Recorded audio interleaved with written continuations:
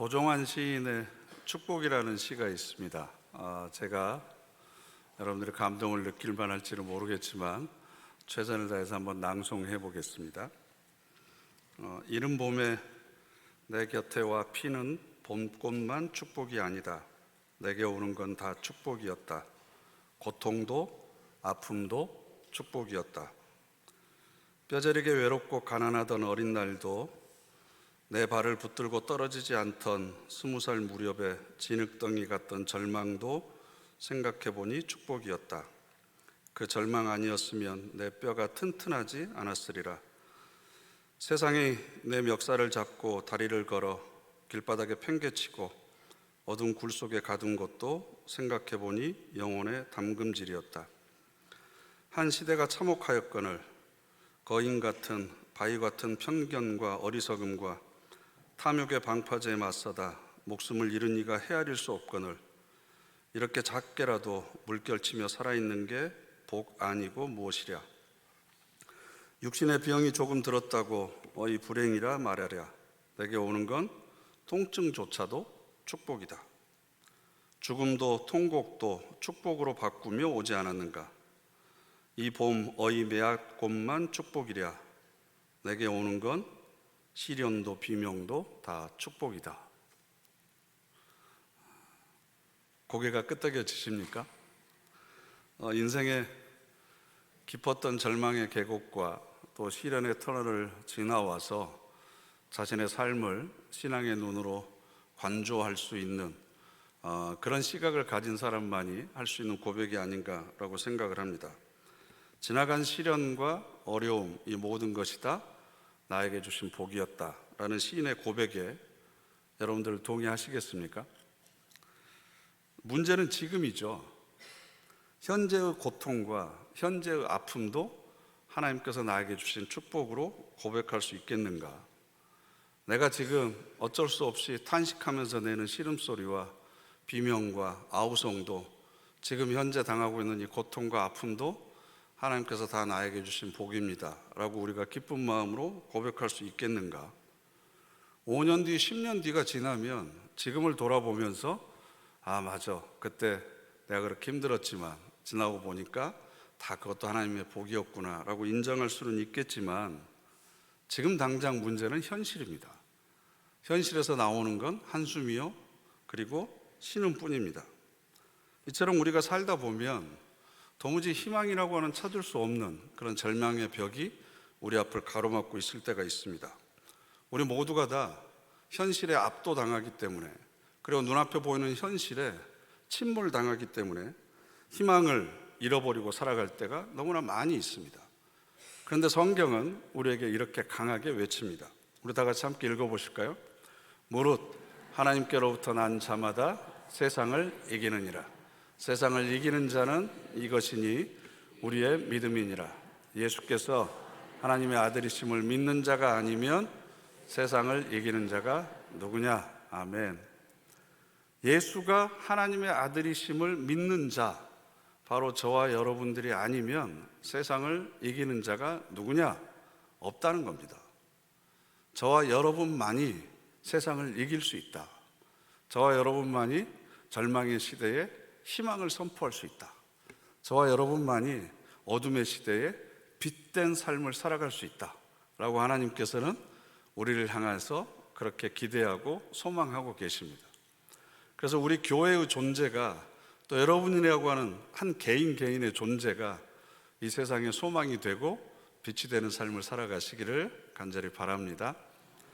그러기 위해서는 지금의 고통과 아픔과 신음도 지금도 이 모든 것들이 하나님의 축복입니다 라고 고백하는 사람만이 세상의 희망으로 설 수 있습니다.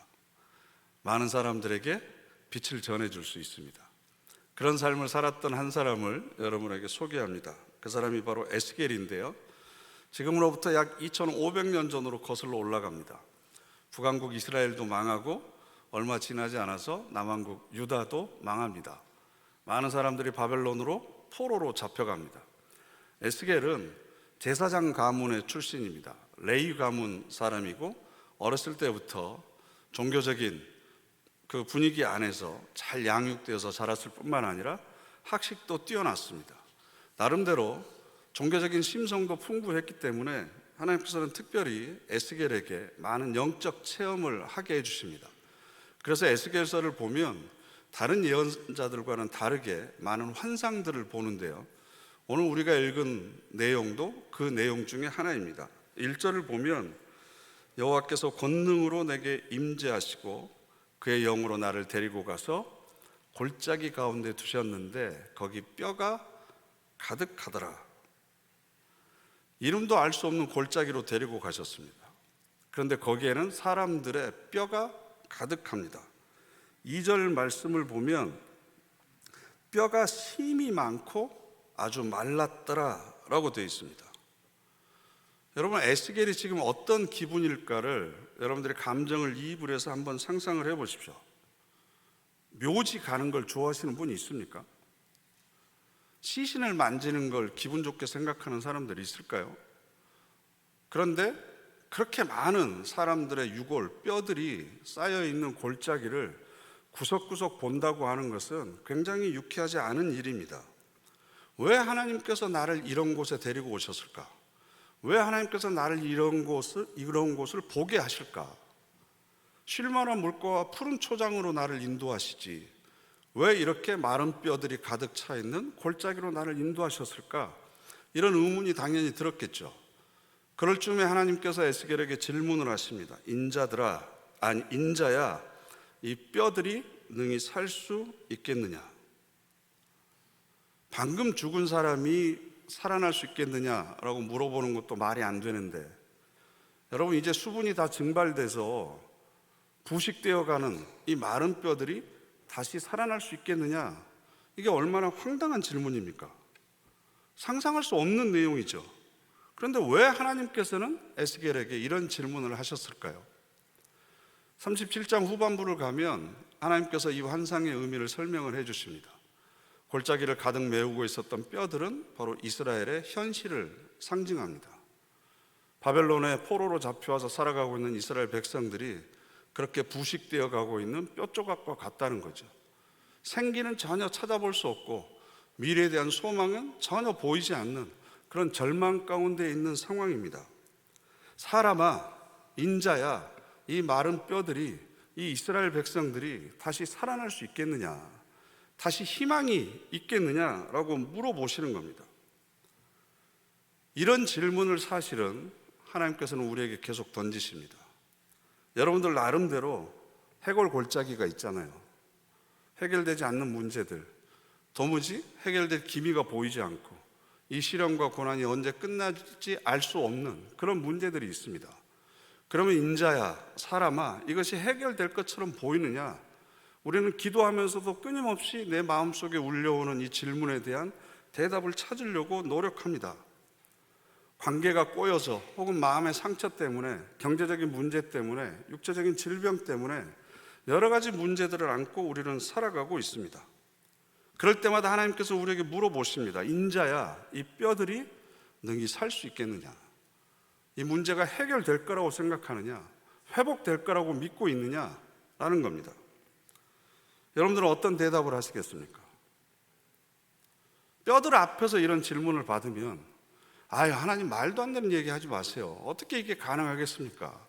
이건 상식적으로, 논리적으로 도무지 있을 수가 없는 일입니다. 이렇게 말하는 것이 정상이겠죠. 그런데 믿음이 있는 사람은 하나님께서 하시려고 하시면 능히 그렇게 될 줄로 믿습니다. 마른 뼈도 다시 살아나서 생기를 불어넣으시면 근육이 돋고 하나님의 군대가 될 줄로 믿습니다. 이렇게 고백하실 수 있겠습니까? 에스겔의 대답은 뭐였습니까? 주 여호와여, 주께서 아시나이다. 그럼 방금 힘차게 고백했던 우리 찬양대원들보다 에스겔의 믿음이 적어가지고 이따위로 대답하고 있는 걸까요? 될 줄로 믿습니다. 여호와의 군대로 일어날 것입니다. 이렇게 대답을 해야지. 주 여호와여, 주께서 아시나이다. 이게 무슨 대답입니까? 하실 줄 믿습니다라고 대답하자니 도무지 자신의 양심과 상식에는 어울리지 않는 것 같고, 그렇다고 안 될 것 같은데요라고 이야기하자니 너무 믿음이 없는 것 같고, 그러니까 주께서 아십니다라고 이렇게 교묘히 피해가는 그런 대답으로 생각되십니까? 그런데 여러분, 이 질문과 대답을 깊이 음미해 볼 필요가 있습니다. 인자야, 이 뼈들이 살 수 있겠느냐? 그런데 새번역 성경은 사람아 이렇게 번역을 해놨습니다. 사람아, 이 뼈들이 살 수 있겠느냐? 너는 사람일 따름이다 라는 뜻입니다. 그런데 NRSV라고 우리 새번역이 번역의 교본으로 삼았던 영어 성경은 이 본문을 어떻게 번역을 해놨냐 그러면요, 덧없는 인생아, 이 뼈들이 살겠느냐? 하나님께서 에스겔에게 물어보면서 에스겔아, 이 뼈들이 살겠느냐라고 이름을 부르지 않으시고 인자야 그랬습니다. 인자는 어질 인자가 아닙니다. 사람 인자의 아들 자자입니다. 사람입니다, 사람. 그런데 그 사람이 어떤 사람입니까? 덧없는 인생을 사는 사람입니다. 한치 앞을 모르는, 내일 일이 어떻게 일어날지도 모르는 그런 사람입니다. 아니, 얼마 후면 이 골짜기에 널브러져 있는 뼈들과 똑같이 될 인생들이 바로 너 아니냐. 그런 너에게 물어본다. 피조물과 같은 너에게 물어본다. 이 뼈들이 살아날 수 있겠느냐라는 겁니다. 에스겔이라고 우리와 같은 믿음이 없었겠습니까? 이스라엘 백성들이 다시 돌아와서 다윗과 솔로몬 시대 위대한 왕국을 재건할 것이라는 소망이 없었겠습니까? 그런데 왜 에스겔이 이렇게 대답했겠습니까? 자기 앞에 계신 분이 바로 하나님이심을 잊지 않았습니다. 하나님은 모든 것을 할 수 있습니다. 그러나 그것은 내 개인적인 바람입니다. 덧없는 인생이 5년, 10년, 몇십 년 안에 이 뼈들과 같이 여기 널브러져 있을 인생이 감히 하나님이 이렇게 하셔야 됩니다, 하지 말으셔야 됩니다 라고 이야기하는 것 자체가 사실은 자기가 어떤 존재인지를 지금 모르고 있는 거죠. 물론 하나님이 원하시면 이 뼈들이 살아날 수 있습니다. 하나님이 원하시지 않으면 세월이 지남에 따라 이 뼈들은 언젠가는 먼지로 다 휘날리게 될 것입니다. 이걸 모든 것을 하나님께 맡긴다라고 하는 믿음의 표현입니다. 즉 하나님의 능력보다는 하나님의 주권을 인정하는 믿음의 표현이라는 거죠. 여러분, 어려움과 시련과 고난 앞에 섰을 때마다 우리는 이 문제가 내가 원하는 방향으로 해결되기를 바랍니다. 그래서 하나님 이렇게 되게 해 주십시오, 이렇게 되기를 원합니다 라고 기도합니다. 그리고 그런 기도를 반복하다 보면 마치 그것이 하나님의 뜻인 것처럼 우리는 착각합니다. 하나님의 능력만을 기억하지 마시고 하나님의 주권을 기억하십시오. 천지 만물을 창조하신 하나님은 전지전능하신 하나님이십니다. 또한 우리의 주인이십니다. 내 삶의 주인이십니다.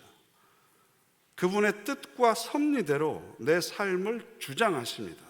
그리고 하나님의 뜻과 계획대로 우리의 삶을 인도하십니다. 그 하나님의 주권을 인정하고 있기 때문에 에스겔은 하나님 앞에서 만용을 부리지 않았습니다. 하나님이 하시려고 하는데 왜 안 되겠습니까? 이 마른 뼈들만 되겠습니까? 그 옆에 있는 돌덩이까지도 전부 다 하나님께서는 군대로 일으켜 세우실 수 있습니다, 믿습니다 라고 이야기하지 않았습니다. 하나님께서 원하시는지 원하시는지 않든지 그건 하나님에게 결정되어 있습니다. 제가 목회하면서 느낀 것 중에 하나가 믿음이 부족한 불신도 문제지만 더 큰 문제는 차고 넘치는 믿음입니다.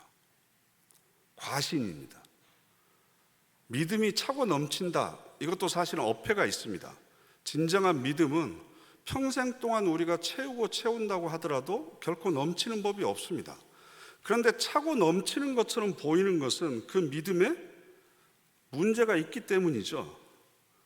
특히 우리나라의 보수적인 그리고 열광적인 신앙을 가지고 있는 사람들이 자주 하는 얘기가 믿는 자에게는 능치 못함이 없다.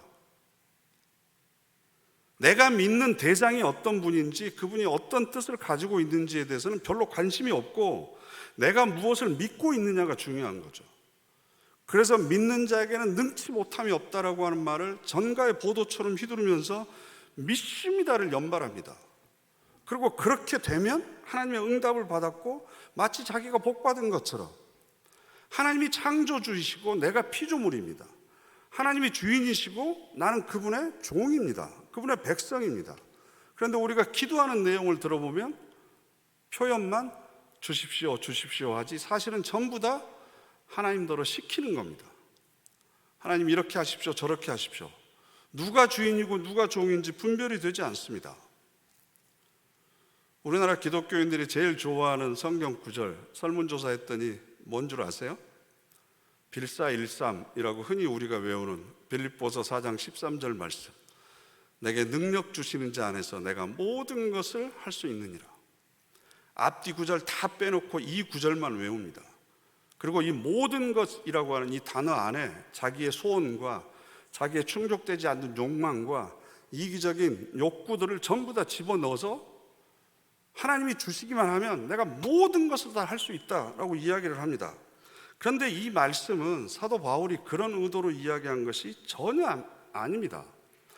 어떤 상황 가운데 있더라도 하나님께서 나에게 능력을 주시면 나에게 맡겨주신 사명을 내가 충분히 감당할 수 있습니다.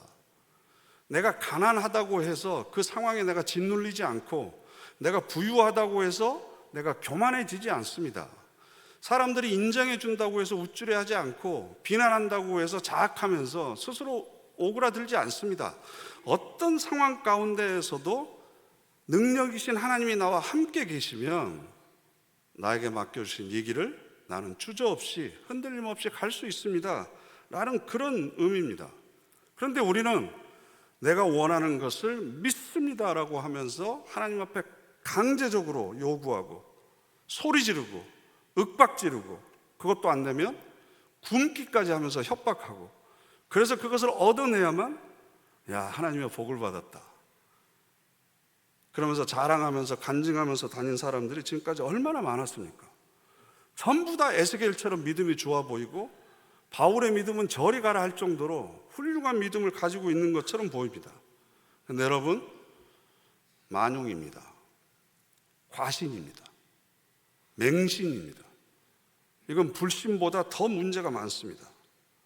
하나님의 능력만 자신의 욕심대로 부리려고 하지, 하나님의 주권, 하나님의 뜻에 자기의 뜻을 복종시키고 자기를 부인하려고 하는 삶의 태도는 전혀 보이지 않고 있습니다. 그래서 하나님께서 에스겔을 부를 때, 사람아, 이 덧없는 인생아, 얼마 안 있으면 흙으로 돌아갈 인생아, 네가 보기에는 이 뼈가 살아날 수 있겠느냐? 이렇게 물으시는 겁니다.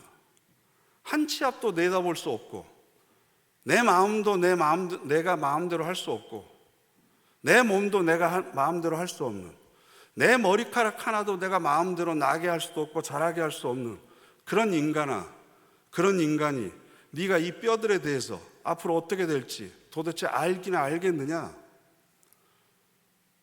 욥기 38장부터 하나님을 만난 욥에게 하나님께서 쏟아부으시는 질문과 굉장히 흡사합니다. 여러분, 우리는 하나님이 어떤 분이신지를 알아야 됩니다. 하나님이 어떤 분이신지를 알면 알수록 내가 어떤 존재인지를 더 깊이 알게 됩니다. 왜냐하면 하나님이 우리를 만드신 분이기 때문에. 하나님이 어떤 분인지 알면 알수록 자기 자신의 진면모를 우리가 알게 됩니다. 그렇기 때문에 해골골짜기와 같은 고난과 시련을 만나게 되면 우리가 해야 될 일은 내 뜻을 정하고 그것이 이루어질 때까지 하나님께 떼쓰는 것이 아니라 내가 지금 기도하는 하나님이 어떤 분이신지를 다시 한번 기억해야 됩니다. 그리고 무릎 꿇고 있는 내가 과연 어떤 존재인지를 기억해야 됩니다. 그리고 가장 중요한 것은 내가 원하는 대로 이 문제와 고난이 해결되는 것이 아니라 어떻게 되든지 내가 하나님 손에 붙들려 있는 겁니다. 하나님과 함께 하는 겁니다. 하나님과 동행하는 것, 이것이 중요합니다. 마른 뼈들이 살아날 수도 있습니다. 마른 뼈들이 먼지가 될 수도 있습니다.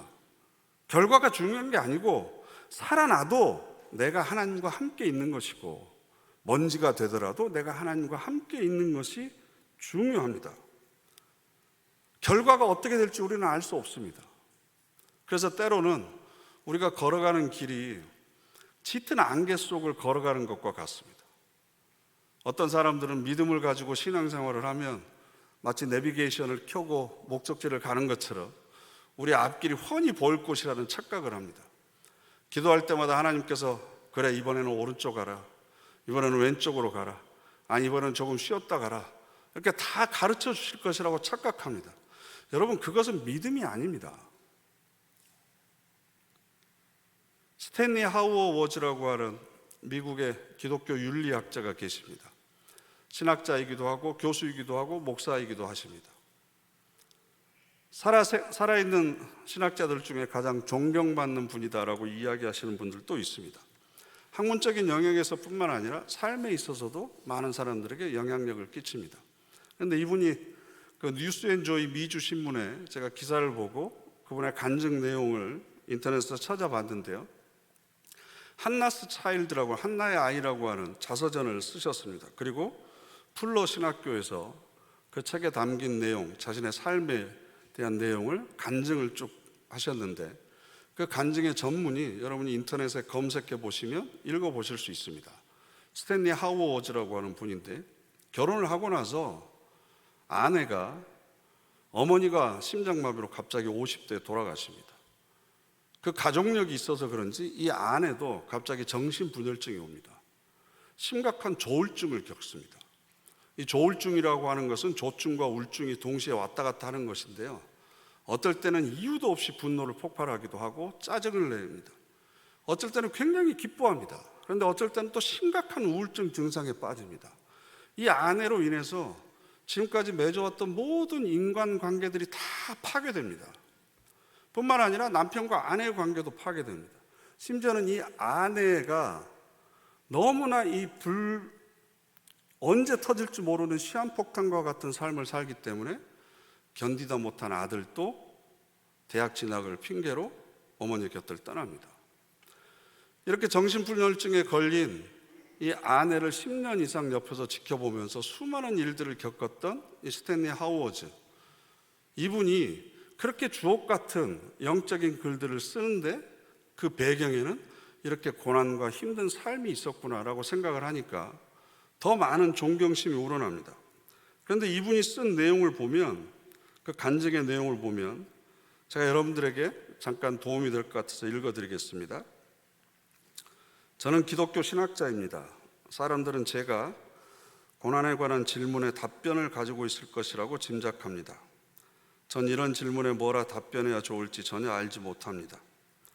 제가 기독교 신학자로 살면서 배운 것이 있다면 우리가 이런 질문에 답변하려 하지 말아야 한다는 사실 정도입니다.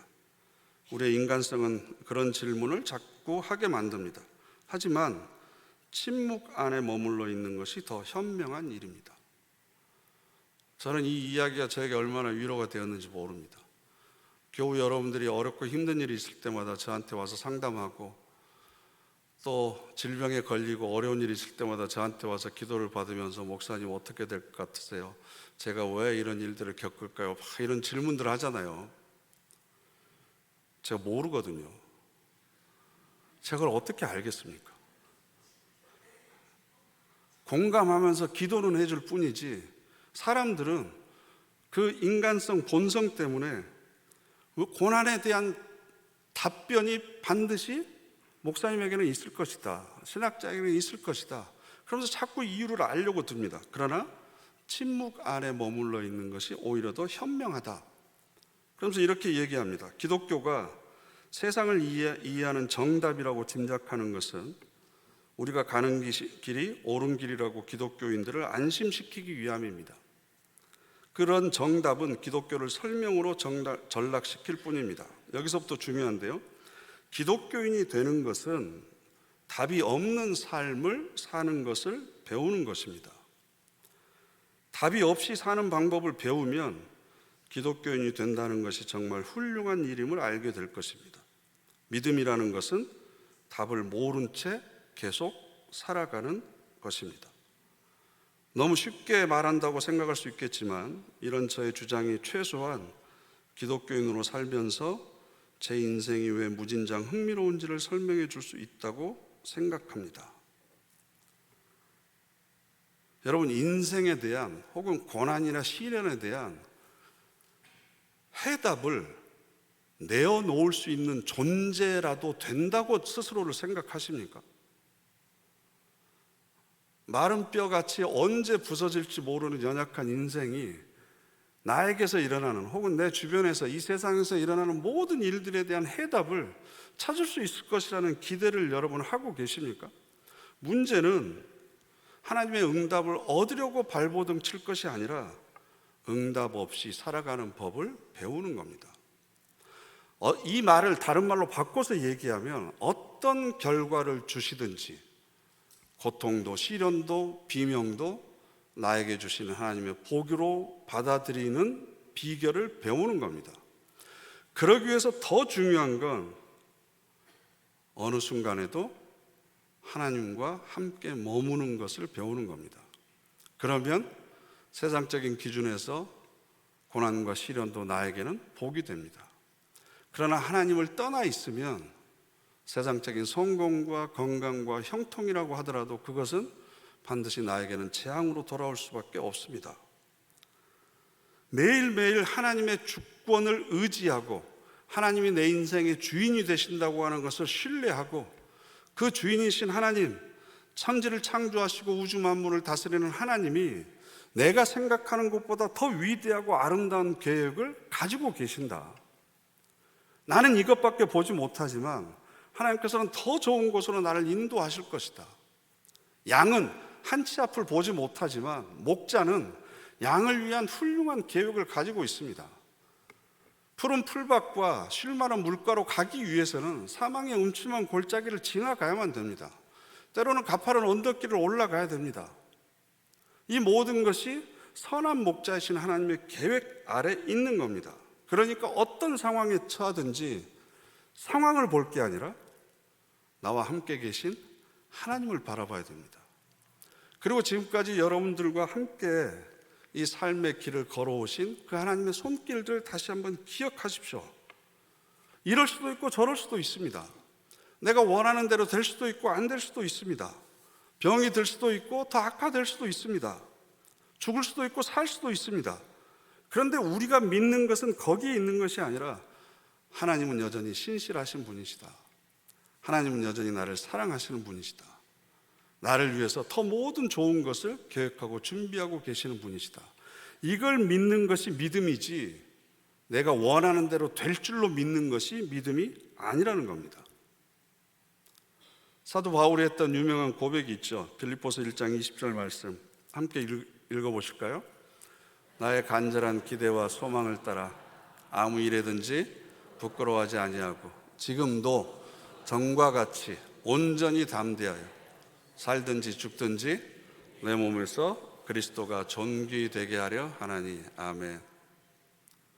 내가 살아서 건강해서 성공하고 영광을 받아서 그리스도가 존귀 되는 것도 좋은 방법입니다. 그러나 내가 죽더라도 병들더라도 실패하더라도 비난과 모욕과 수치를 당하더라도 아니 십자가에서 비참하게 죽더라도 내 몸에서 그리스도가 드러나게 되면 그것도 나에게는 기쁨입니다. 그것도 나에게는 복입니다. 어떤 상황이든지 선하신 하나님께서 나에게 주시는 모든 것은 나에게 복입니다. 이렇게 고백할 수 있는 신앙의 경지에 올라가는 것. 그래서 처음에 읽어드렸던 도종환 시인의 축복, 내게 오는 건 다 축복이었다. 내게 오는 건 통증조차도 축복이다. 고통과 아픔도 축복이다. 내게 오는 건 시련도 비명도 다 축복이다. 하나님이 내 삶의 주인 되심을 인정하는 사람, 그리고 그 하나님의 주권의 모든 것을 의탁하는 사람만이 드릴 수 있는 신앙의 고백입니다. 이 신앙의 고백이 바로 우리 모두의 고백이 되시기를 바랍니다. 저는 앞길을 모릅니다. 그러나 주께서 아십니다. 주께서 행하시는 대로 저는 순종하며 기쁜 마음으로 따라가겠습니다. 하나님께서 아십니다. 우리 다 같이 합심해서 결단의 기도 드리겠습니다. 하나님께서 내 삶의 주인이심을 인정합니다. 또 나를 위한 선한 계획과 또 인도하심이 있을 줄 믿고 하나님만을 따라갑니다. 어떤 상황에서든지 하나님 안에 머물기를 원합니다. 하나님의 손을 놓지 않기를 원합니다. 그래서 세상 끝날까지 임마누엘 하나님과 동행하게 하여 주시옵소서. 우리 다 같이 결단의 기도 함께 드리겠습니다.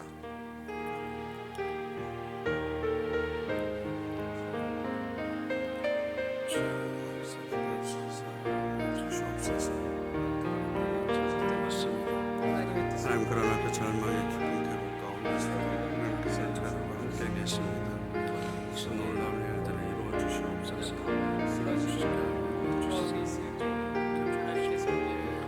성령을 통해서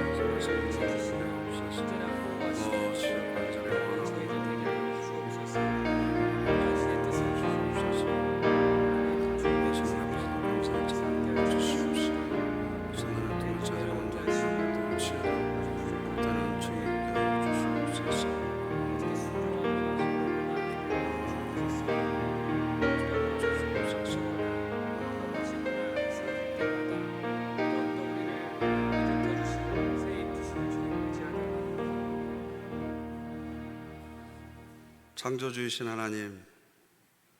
하나님께서 저희들의 앞길을 아십니다. 어디로 인도하시든지 주님의 손을 붙들고 기쁨으로 걸어가게 하여 주시옵소서. 하나님을 하나님답게 믿기를 원합니다. 그래야 우리의 기도가 응답을 위한 것이 아니라 주님 안에 머물기 위한 몸부림이 되게 하여 주시옵소서. 예수님의 이름으로 기도드립니다. 아멘.